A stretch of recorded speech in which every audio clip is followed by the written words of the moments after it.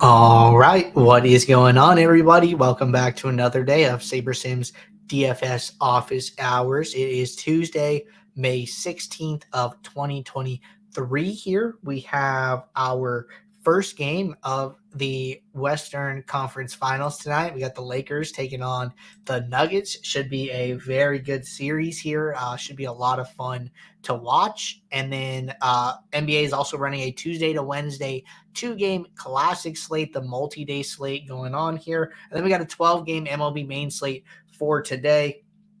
Also have the PGA Championship on Thursday, and then no NHL until Thursday as well. So plenty to talk about still. For those of you who are new here, welcome. My name is Andrew, one of the coaches over here at SaberSim, the show where we go over how to use the SaberSim app, answer any and all DFS-related questions. Questions come in from support.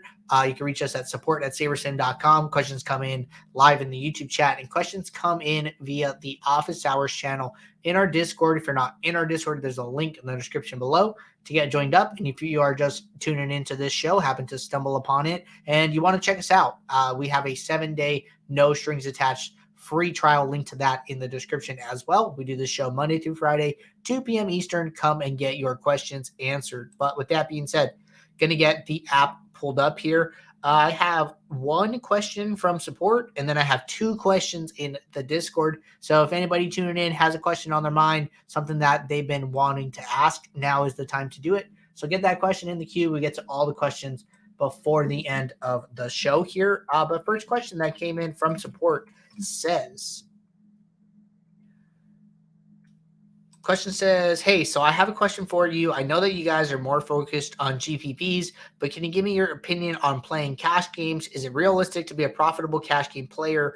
And what is a realistic winning rate for a cash player? So this is a good question. Haven't played a ton of cash. Had to go get some opinions from other users on the SaberSim team here. So was able to dip into my resources there. And the feedback that I got was the following. So honestly, I think for MLB, it's probably pretty beatable. I think our projections are pretty great, and we're different enough from other sources. Even when filtered for Vegas, a realistic cash rate for these games that I could think of is about 65% here. So this is a take specifically on MLB here. This is coming from somebody on the team who plays more cash games, who where that is a bigger part of their contest mix here. So I think that the information is accurate and trustworthy here. Not a lot more I can say on the topic, but if you guys have questions about, cash and different things like this, this is why we always say, be in the Discord. You could post a question like this in the MLB channel, and then the great thing about it being in the Discord is that all members of the SaberSim team can jump in and kind of answer questions throughout the day, right? So I see Scott in there a lot. I see Matt in there a lot. Jordan's in there a lot, right? So a lot of the members of the team are around and can give their feedback. So another great reason to be part of the Discord. Okay, next question here from Bill's Nut, and the question says, do you have a preference for max exposure you want to have to a pitcher on a slate or the maximum amount of positive leverage that you need to have? So good question here. The answer, if you're asking me specifically, my answer is no. I don't have a preference as to how much of a pitcher I want. I am okay having 100% of a pitcher if, the ownership kind of implies that, hey, this guy's going to be really high owned. He's a great play. And to get any leverage on this player, you're probably going to have to roster him close to 100%. I'm okay with that, right? That is within my risk tolerance here. I would feel differently if the pitcher was 10% owned and we're getting 100% of the pitcher. So as far as leverage, right, I think that, this question's kind of hard. Okay. So looking at these pitcher ownerships here. So we have Seth Lugo at 18% owned, and we have Christian Javier at 41% ish owned here. If I ran a build and in my top 20 lineups, Christian Javier was 100% owned, I would not think about changing it. I would be totally fine with that. Like, that is 2.5x the field approximately here. Like, we are barely 2.5x the field on Christian Javier with 100% ownership. But then if you go look at Shane Bieber, who's like 5% owned here, we have 15%. This is 3x the field here. But these absolute numbers matter, right? So to me, I am okay with 100% of Christian Javier. I would not be okay with 100% of Shane Bieber here, right? For somebody like Shane Bieber, it's really depends on your risk tolerance and what you are trying to accomplish here. I sometimes like to, if the ownership is low, what I'll do is I will look at the pool exposure, and if the pool exposure is higher, I will use this pool exposure number to figure out how high I want to be above that number. So like if we're getting a ton of positive leverage on Shane Bieber in our top 20 lineups in our pool, I might be okay being 2-3x the pool here. So if I had 50% Shane Bieber, I might be okay with that. This would probably be closer to the top of my preferred range here, being like 3x the pool exposure when pool exposure is greater than ownership here. But that might be it for me. But you might ask somebody else this question and they might feel differently about it, right? Saying like, 44% leverage on Shane Bieber is probably too much. I'm okay being like maybe max 5x his ownership here. I think that's more than enough. And then they just take him in 25% of their lineups. But the takeaway here should be that there's not a wrong or right answer to this. It really comes down to the type of player that you are and the type of portfolio that you want, and how comfortable are you with risk in these situations here. So those are my thoughts on it, and just some examples for you there. All right, question from K Polo here. Question says, for tonight's FanDuel NBA Showdown 150 max GPP, what's a good guardrail on how many dupes you want for Geomean? So this is a good question. I think that, something that I like to do with Geomean, or something that I've even heard Eric talk about. Eric did a pro video recently for Showdown here. And that's part of our pro exclusive content. If you're on the SaberSim Pro plan, you should be able to access that video. Another great reason to be on the pro plan here. But something I like to do is, apply a Geomean value and see how many lineups that it gets rid of here. So let's run 500 lineups for the single game NBA Showdown over on FanDuel. And then I'm going to bust out my calculator here.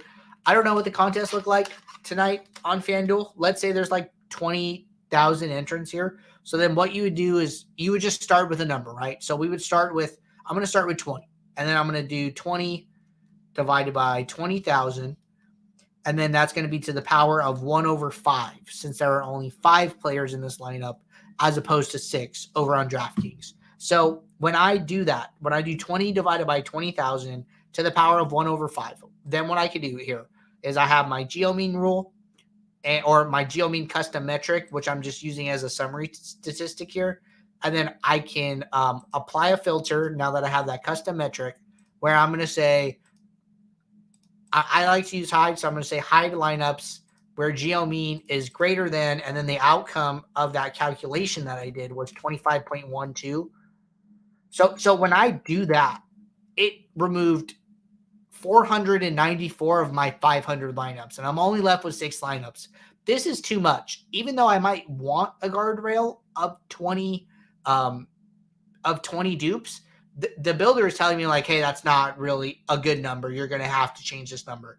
And then so what you can do is you can kind of just start with a number and then work backwards. But the point that I was getting at is that you never want to remove too many lineups from your pool. I think removing anywhere from like 10 to 20% of lineups via Geomean is okay. So let's say that, I applied a Geomean filter. I'm just going to manually like adjust this for now. And then I get to a point where this value here only removes, 50 to 100 lineups here. Okay, so like at a Geomean of 60 here, we've removed 62 lineups from our pool. Like I'm okay with this number, right? This is right in that 10 to 20% range here. But if you wanted to be a little more aggressive, maybe we go down to like 57, and then we get rid of about 100 lineups here. So like I probably wouldn't lower it further than this. But we can see that, at a Geomean of 57, this is 2x what it was. So like this would be approximately 50 dupes, more or less, right? I'm just going to do the math real quick. So if we did the calculation for 50 dupes, that's actually 47.8. So what we're saying is that, hey, every lineup in our pool at this point, we can expect it to be duplicated over 50 times when we are, actually, I think I forgot a 0. 21, 2, 3 to power 1 over 5. Okay, so 50 dupes at 20,000 entrants is actually 30 Geomean. So we would have to go like pretty high up here. So what you're saying is like, hey, every lineup that I'm playing, I can kind of expect it to be duped a large number of times here, like in the hundreds. But that is where I would start. Pick a number that you're comfortable with, figure out, see how many lineups you're getting rid of, and then figure out what your happy medium is. I think somewhere in the 10 to 20% trashing of lineups in your pool is probably where I would pump the brakes, regardless of the number there. Okay, good questions, and going to keep it rolling in the Discord. Then we'll jump over to the YouTube chat. Got a question here from Kentucky Nick. Roger says, I'm struggling with getting too much or too little exposure to players. What is the best way to change the exposure without messing with the sims? Example, 80% of one pitcher or 0% of a batter. And then follow up here says, I think you answered my question for pitcher. Could you address batters? Okay, so it sounds like I did a little bit of two birds with one stone on the previous question, which is great. Glad we were able to make that question useful for more than one person. So let's talk about batters here. So I'm struggling with getting too much or too little exposure to players. What is the best way to change the exposure without messing with the sims? So personally, I think that, let's go back to MLB here. Inherently, batter exposures are going to be much more spread out. And that is a direct effect of their range of outcomes here. The builder understands their range of outcomes just due to the nature of hitters with how their data sets look across the sims. By bucketing the sims, we're just going to get this big spread of hitters naturally here. It's not going to be as condensed as what we see with the pitchers here. So personally, what I like to do is I like to cap my hitters. I just want to put the builder in a position where it cannot use so many batters, the same batters over and over again. So like, look at Atlanta. In our top 20 lineups, we have 4 Atlanta hitters over 50% here. And it's the 4, 5, 6, 7 hitters here, right? I don't want to see this. I'm okay seeing Atlanta. Like if I go to team stacks, I have 70% Atlanta. I am totally fine with that. But I do not want to see one player, Sean Murphy, used in 13 out of those 14 stacks. That's just way too much. I'd rather use all hitters 1 through 9. So what I like to do, say I'm building 20 lineups, I'm going to find a number I'm comfortable with maybe like 35% here, just taking a crack at it. And I'm going to cap all my hitters to 35%. But I'm not going to cap any team stacks. So what I'm saying to the builder is like, hey, you can stack as much of any team as you want, but you're going to have to use an array of hitters here, not the same hitters over and over again. And what we see here is that, the builder is fairly easily able to meet this requirement here. But one thing that I didn't see, which I want to reset to see, is I'm going to make my 2 adjustments to exposures or to projections again. And then I actually want to see, right now at this moment, I have 53 batters in my player pool. When I go to, when I cap these guys, when I hit this 35%. So 53 batters. I'm going to do this one more time. I want to make sure I'm only doing batters. Okay. Up to Lugo. Javier is a pitcher. We're going to get Jose Ramirez, Olson, Rosario. So a lot of Atlanta and Cleveland today is what I'm picking up here. I think that's probably fine.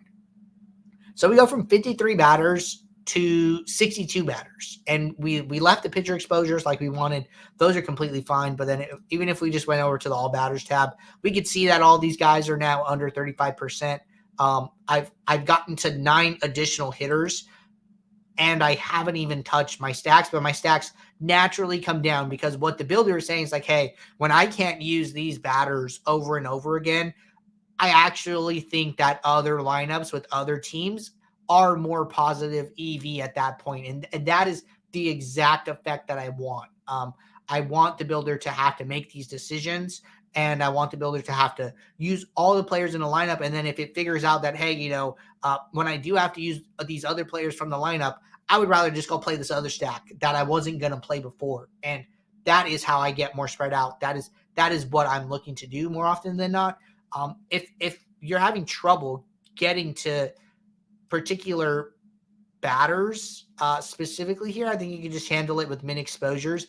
I would be careful about trying to just play batters. Like, do you want to play them as a one-off? Do you want to play them as a stack? I think that, when I'm thinking about hitters, I'm thinking about them as a team. Like, do I want to place a wager on this team? You know what I'm saying? So every time that you are playing players in a lineup, you're making a bet kind of on the team in most instances, unless like for some reason you just have some inclination that like this player is going to hit like a home run tonight or something like that. So I like to think about it all from kind of a stack perspective, but then use this max exposure as like a limiting factor to almost help the stacks in a way here. So I'm never really setting any min exposures to batters, but I think you could if you wanted to. Okay. Hope I got those questions from Kentucky Nick here. Okay. One quick follow-up. Said, yeah, there was a time where I had Blue Jay stacks, but only one with Vlad. So I think that's okay. What I would do is just like search for Vlad, and then I would see, I think this is pretty telling here in general. Is like, okay, I have 4 lineups in my pool with Vlad for less than 1%, but then I have, so many of this team stacked. I mean, they're kind of a bad example today. With only being seven stacks in my pool. But I think that you could just kind of handle that on like a team by team basis. So like, let's pick a different team here. Maybe I pick the Mets, right? A little bit more pool exposure lineups. And then maybe I'm using Pete Alonso as like the equivalent here. And then I just go and find Alonso and then see how many lineups he's in. He's in 21 out of those, he's in 21 lineups total. I don't know how many are one-offs. If we assume they're all stacks, then he's in about like 21 out of those 49 lineups here.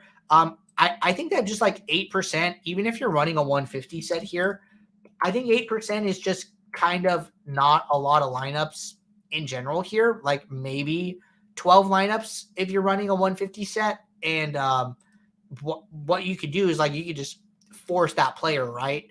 But I would be okay just forcing him.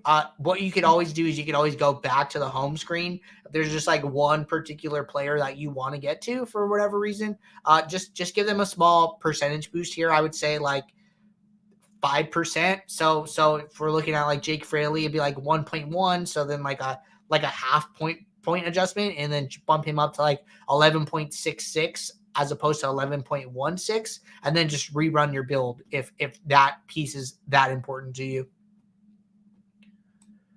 All right. Question from Ryan Nelson here. Ryan said, how closely do you adhere to the profit plan when you select your contests for the day? So this is a really good question. When I am playing on DraftKings and FanDuel, I am adhering to this very, very closely here. I haven't made an exception for the contests over on Owner's Box, and the reason for that is because the contests overlay so often. When you play DFS, right? Let's say that you put in $100 in entry fees today. About 15% of that is going to be raked, is going to be taken out of the prize pool. So basically, once those contests lock, you could go and see your contest, and then all your alignments will be in first place because everybody's tied, and you will see that the average entry that your average payout at that point is about 15% less than what you entered, right? So when you play on DraftKings and FanDuel, you have to win back the rake that you're paying, and then you need to profit on top of that. So people will come in and say like, hey, I'm breaking even, I'm winning a little bit, but I want to win more. It's like, okay, hold on. They'll say like, what changes can I make? And it's like, pump the brakes. Your process is a winning process because you are winning back that 15% and maybe like 5 to 10% on top of that already, right? So that in and of itself is a win, right? For me, I like to play over on Owner's Box because these contests are overlaying. They're either paying you to play, like your $5 entry is now, when the contest locks, it's actually worth $6, and they're paying you $1 per entry to play. Or the other thing is like the rake free, and then now I don't even need to go win back that 15%. Everything that I win from this point on is actually money in my pocket. So over on Owner's Box, I'm playing all the GPPs. I'm playing their flagship. They have good contests. They have a $1.30 max. They have a 25-cent 150 max. I think they usually have a $5 3 max. The only thing over on their side is that they're not big enough as like DraftKings and FanDuel to have these contests where they're limiting who can play. But a lot of top players are not playing over there at the moment anyway. So over on Owner's Box, I'm playing all the GPPs. I'm playing like their flagship, and then their 150 max, their 30 max, their 3 maxes. They have a $25 3 max. So I wouldn't say that particularly follows the profit plan, but I think that with the overlay and no rake, that you really can't beat that. So that is where my bankroll allocation goes first before going to other sites. All right, jumping over to the YouTube chat. Looks like we have quite a few questions here, but if anybody has any questions, now is a great time to get those in. So Daniel Martinez said, can you example geometric mean formulas for today's NBA Showdown, such as a 4-point play 20 max formula, then a formula for Showdown 20 max, 35K entrance, trying to find a way to generate a formula per contest I'm entering while doing Showdown NBA. Okay, so I will talk about this for your 35K entrance here, and then I will let you almost take home like a practice problem and solve the other contest here. But let me share my screen so I can pull up the calculator as well here. And so let's say that I'm going to go to NBA, and I'm going to go to the Showdown for tonight. I'm going to make 2 small adjustments here to projections. I usually just make it in the util because the captain gets multiplied. So just do 64.38, make a 0.01 adjustment here, 50.62. And then I'm going to do this as if I'm on the pro plan first. And then I can show you guys how to do this on the standard plan. So then from here, right, what I would do is not make any other adjustments. Just want to make sure that these are on 0-10 sliders. They are going to run 500 lineups here.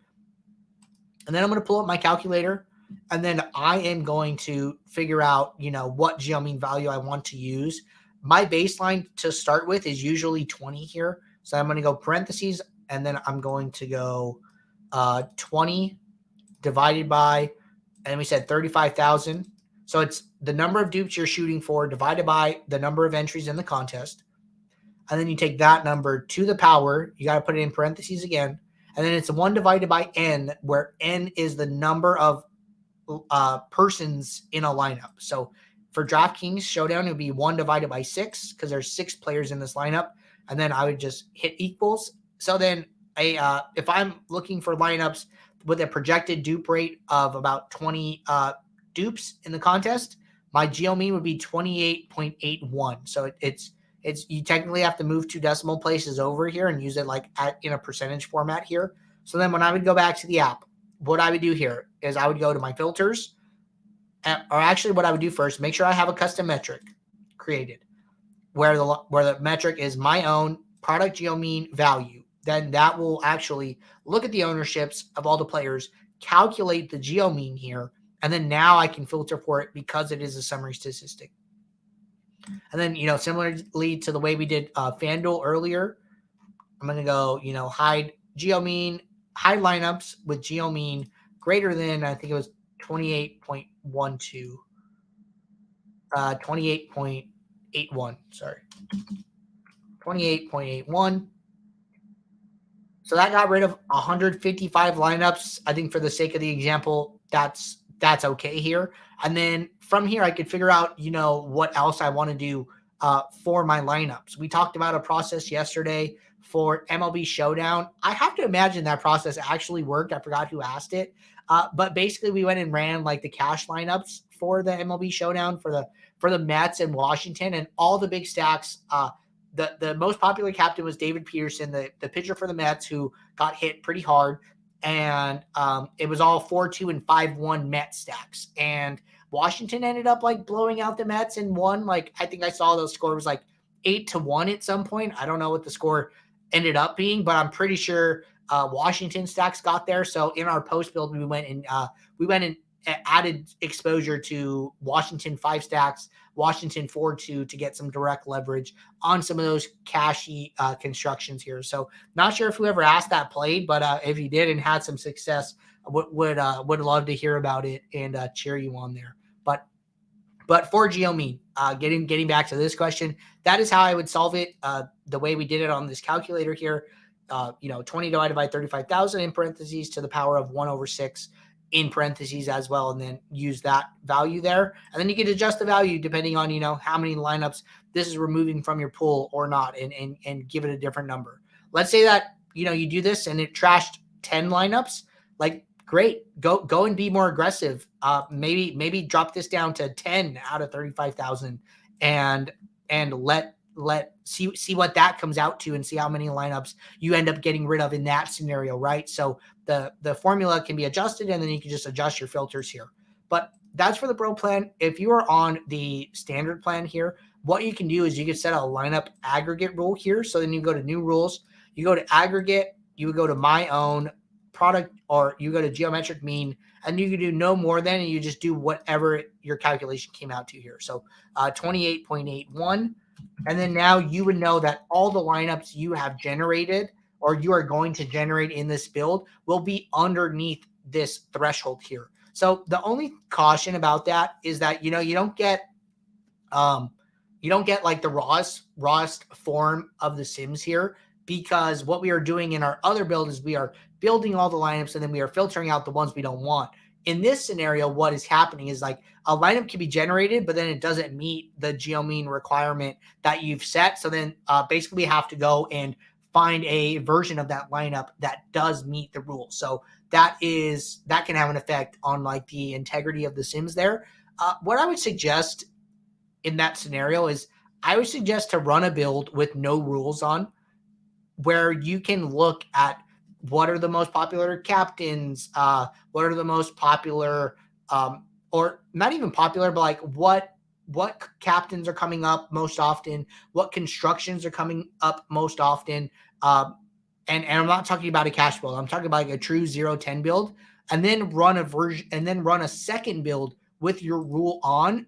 And then you can almost use the first build as like a sanity check to the second build, saying like, hey, I understand that these type of constructions are helping me to meet my geomean requirement, but the true Sim Optimals version, played a lot more of this player, and I'm actually getting 0 lineups with them, and I think that's too risky. Let me go and force that and see if I could find some lineups with that captain, so to speak, in this case, right? So if you run a 0-10 build with no restrictions, you're getting a lot of Jokic captain, and then you run a lineup with a aggressive geomean threshold here, and then you're getting no Jokic. I think that's a red flag. That would be a caution signal for me, and that would tell me to either see how much Jokic is in my pool and see how much of him I can play, or maybe I want to go back to the home screen and readjust the Geomean number here and make it a little more less restrictive, or a little less restrictive.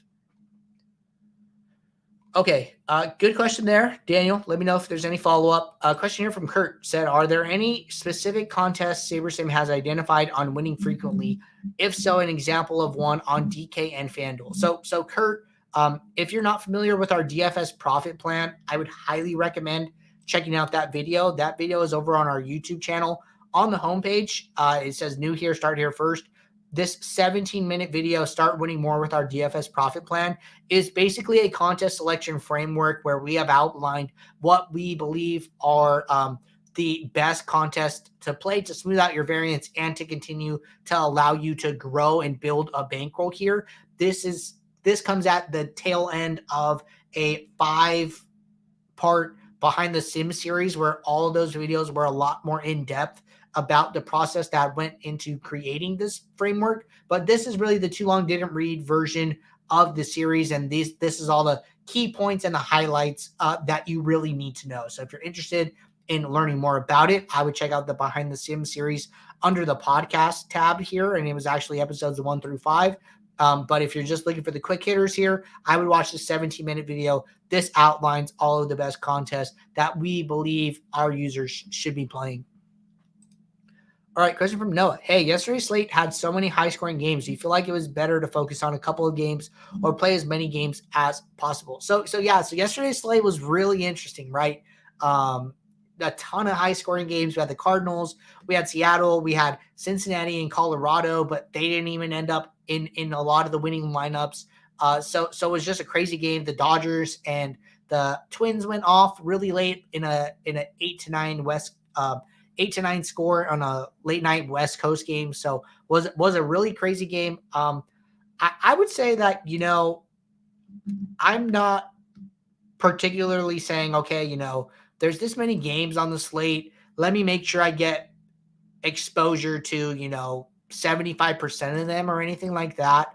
I'm really letting some of these adjustments that I'm making kind of get me there with as like a byproduct of some of the other things that I'm trying to do. So at no point, let me get SaberSim pulled back up here. So at no point am I saying, okay, there's 12 games on the slate. I need to get exposure to at least like 8 of them. So I need to have exposure to like 16 teams. And then I'm coming in here and seeing what that number is. Right off the bat here, if you're building a 150 set, even with 500-ish lineups here, and no mini uniques on, SaberSim is getting to 22 out of the 24 teams on this slate. So that's very actually, this is probably because of the batter rule that I've set here, because I had that batter exposure. So this is probably helping me get to a lot of teams here. I like doing this in general here. I think that, the builder is trying to figure out what lineups and what constructions are the most EV here. But I think that from a risk management perspective, I'm okay with something like this here. It's going to depend a little bit on some of the exposures to individual batters here, which is probably like a fault of this logic here, where, maybe positive leverage on Matt McLain is good. I mean, he's min salary for Cincinnati, batting second in Coors. Like, maybe I should have more exposure to him, but because of this rule, I'm actually limiting the number of times he can come up. So that's probably like a fault of something that I'm doing. But that's like a trade-off that I'm probably willing to make. Another way I could do it is like handle it on like a team by team basis and, come in here and like look at Cincinnati specifically and then see if I want to adjust some of these values to that team. But kind of a slate by slate basis, that's probably not helpful for like this format here as far as like general tips and advice. So what I would say is that, you can handle this via mini uniques, right, to get more spread out. But it really comes down to personal preference. I'd say like for me, right, I don't really want to stack any team in 150 set. more than 50% of the time, but there are people who do, and there are people who are okay with the outcomes. So really comes down to your risk tolerance. You have to ask yourself, like, if you come in here and you see that you only have exposure to 12 out of 24 teams and that bothers you, I would do something about it. So like, if you're asking this question, it sounds like you probably want more exposure to teams. You want to be like more spread out and not as much exposure to any individual team. I think that's okay. Use a combination of mini uniques with some fine tune adjustments and get more spread out, right? So with that battered global exposure and with mini uniques of 5, I actually get exposure to all teams on the slate here to some capacity. Not sure if I really want that much exposure to San Francisco, Chicago, and Houston, but I'm getting it, right? So definitely just something you kind of have to ask yourself about what you want your lineup portfolio to look like. Okay, looks like we have a second question here from Noah. Noah said, hey, yesterday's slate had so many high-scoring games. Actually, this is the same question. Okay. Question here from Snowman. Snowman said, good morning. What is up, Snowman? Someone said, can you talk about good chalk versus bad chalk? Yeah, sure, man. So feel like this like kind of something we've been talking about a little bit here. I think we talked about it a little bit yesterday as well. But basically, chalk is not good or bad. Chalk is just a term to refer to a player or set of players that is going to have high ownership here, right? So like the easiest way to do it is to come into the app and sort by ownership here. And then when you sort by ownership descending, you're going to see the highest owned plays on the slate. And what you can do is like look at teams and then kind of figure out like look at groups, right? So automatically I see 2 Cincinnati players, 2 Colorado players, and then a couple pitchers here, which I'm not super concerned about. Maybe I just look at batters, right? So I see all Cincinnati and Colorado are like the top 10 plus exposures for individual batters here, right? So that just tells me that, hey, Cincinnati and Colorado are what I would consider the chalk for today's game. Now from there, we need to figure out, is this good chalk or is this bad chalk, right? And the way I would do that is I would come into this team and I would try to figure out an estimated stack ownership. And I would say maybe like 20 to 25% is like a fair number here. We have Matt McLean at like 30 plus, Fraley at 28, some other guys in the 17 to 18 range, India at 21. So I think 20 to 25% stack ownership for Cincinnati is a fine estimate. Going to do the same exercise for Colorado. I think 20 to 25% for them is okay as well here. So what we're saying is that, okay, Cincinnati and Colorado, probably like 20 to 25% owned here. And then, run a build, right? Run your build and then see what some of these outputs are on the other side. So the way I would judge this, I would go to team stacks. I would look at a couple things. I would look at stack pool exposure. So Cincinnati, 38%. That is 38% stack pool exposure is higher than our ownership that we said. And then we have Colorado at about 19%, which is like even maybe a little less than what the field might play. So it seems like Cincinnati's is a better play than Colorado on today's slate. Something that I personally like to do is come into these other stack tabs and see how these teams grade out in different forms of stacks, right? So we have 19% Cincinnati 5 stacks. We have 3% Colorado 5 stacks. And then as we move down here, Cincinnati continues to be our top pool exposure stack for 4 stacks by a smaller margin here for 4 stacks. And then 3 stacks. And then see, this is like what I like to know is that from our 18% Colorado stacks, about 7% of that is 2 stacks. So like proportionally, if we look at all these numbers, the biggest form of a stack for Colorado is actually a 2 stack. But the biggest form of a stack for Cincinnati is actually a 5 stack. So that tells me that, hey, Cincinnati is probably the best play on the slate as far as stacks go here. And this might tell me like, hey, maybe I actually want more exposure to Cincinnati, and maybe I would come in here to my batters and loosen up some of these restrictions on my Cincinnati batters, and then say, okay, if the player's on Cincinnati, then I'm okay rostering them at maybe 45% what I set like the threshold to, right? So not to say like that's the number I want, but maybe that's a number I'm okay with, right? So maybe instead of a max exposure of 35, I go max exposure of 45 for Cincinnati specifically here. But I think there are ways to help you figure out, to leverage the sims to help you figure out if chalk is good or chalk is bad. I think that this is probably one of the best ways that I would suggest. All right. Kurt said really quickly, watched it last night. Thanks. Okay, awesome. Yep. Glad you're able to take a peek at that. And what I would say, from there is like those contests under $3 are going to be your best friend. The 5-cent 150 max on FanDuel, the 25-cent 20 max on FanDuel and DraftKings.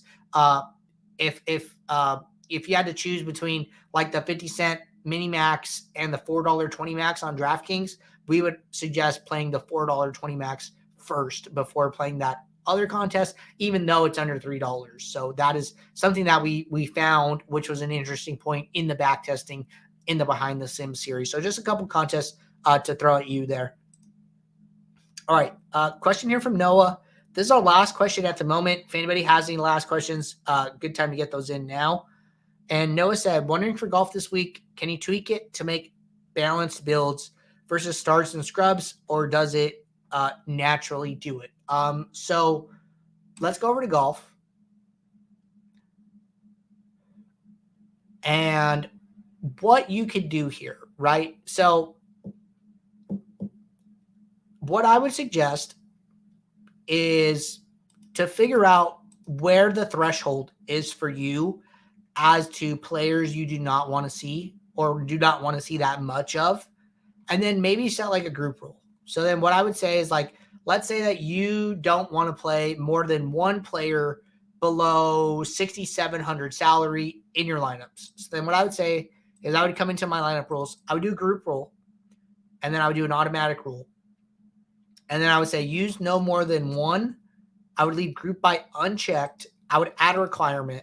And then I would say salary less than, and I would say 6,800. So a rule like this, and then what it'll do is if you save it as manual, you can see what it does here, is it will go and get all the players who are 6,800 salary, make you one big group here, so 71 players in this group, and then say use no more than one per lineup. So if you're looking to like limit the amount of players used under a certain salary threshold, I think stat requirements are probably the best way to do it. So some form of this is gonna be your friend here. Or what you could also say is you could change this to be projection, right? If you wanted to stay under a certain projection or only use so many players under a certain ownership, because ownership is usually very good in golf. Like there's a lot of different variations that you can do with these stat requirement rules. So I would do something along these lines and look at these and figure out if you could create a rule to help you get to the constructions that you want. All right. Good question there. Question from Daniel. Can you use 3 players from one team base rule for Showdown as well? If we're talking about NBA Showdown, I would highly suggest not doing that. And the reasoning is that, when we're looking at one individual game, you really don't want to limit stack types that significantly here. If we go into this build that we ran and we go and look at the stack types, we're going to have a mix here, right? We're going to have about 50% 4-2s, 12% 5-1s, and about 38% balanced builds here. So I would think in Showdown here, you would not want to set any really restrictive rules like that and be open to playing all of these stack types. All right. Looks like a little conversation in the Discord related to Kentucky Knicks question, but not like a real question here. Looks like Snowball jumping in, giving some thoughts here as well as some stuff in the YouTube chat. But looks like we're all caught up on questions at the moment. So while we wait for any last questions to come in here, I just want to remind everybody that if you guys are not playing over on Owner's Box, you should be. The contests continue to overlay. The contests are softer than what you are going to find on DraftKings, FanDuel, and Yahoo. I don't expect it to stay that way forever, so capitalize on it when you can. When you use code SABRE or SABRESIM to sign up, you can get a $500 deposit bonus. We will track your entry fees, and you can earn free SABRESIM credit for the standard plan, for the pro plan, and for the prop plan. We will reach out to you and ask you what level you want to cash in at, and then once you cash in, we will restart you at 0 and you can earn as much credit as you possibly can. So no limit on the amount of credit that you can earn. But looks like we have one last question here. Glad we were able to get this last question in here from Montero. And question says, what stack types do you deselect with FanDuel slates like today, 6 or more games? So I don't deselect any stack types in the home build. And frankly, I'm pretty comfortable with that strategy pre-build. Pre-build, I'm not really doing a lot here. I would say if I was running like an MLB FanDuel build here, I would probably want to have at least a 3 stack in my lineup, but I would just wait to the post build. I think that the builder's probably going to give you that naturally here, which is why it's kind of like an afterthought for me. But I always think that it's worth kind of at the end of your adjustments, closer to like the end here, just taking a quick peek at that and making sure it's what you want. So let's just run this build on FanDuel, and I'll talk about this a little bit just because you can't 5 stack on FanDuel here. But basically, 1, I get to the post build here, and 2, I'm still going to use my right to left approach. But basically what I'm concerned about is that, I'm going to go through my mini uniques. I'm going to go through my stack types. What I'm mostly concerned about is like after I make any adjustments to team stacks, after I make any adjustments to batters, did the builder have to go find any lineups where the stacks that it's now playing are different than what I originally saw? So once I finish my right to left approach, I'll usually just jump back to team stacks and make sure this is exactly what I want. But we can see that there's actually not even a 2 stack built here. All of our lineups have at least 3 stacks and mostly 4 stacks here. So this is exactly what I'm looking for. And I don't think too much about it. But if I had any 2 stacks, I would probably zero those out. And no worries. I saw that. I see your comment here about Jordan. So happy to clear that up for you. But great show today, everybody. Appreciate everybody tuning in. We'll be right back tomorrow for our next show on Wednesday, 2 p.m. Eastern. If anybody is building lineups throughout the day, has any questions, question pops in your head, drop it in the office hours channel. Let it sit there until tomorrow. If I see it, I'll try and get you an answer. But if anything, we will cover it on the next show. Gives us a steady queue of questions to start the day. So until tomorrow, good luck in all your contests. Take care. I will see you. Bye.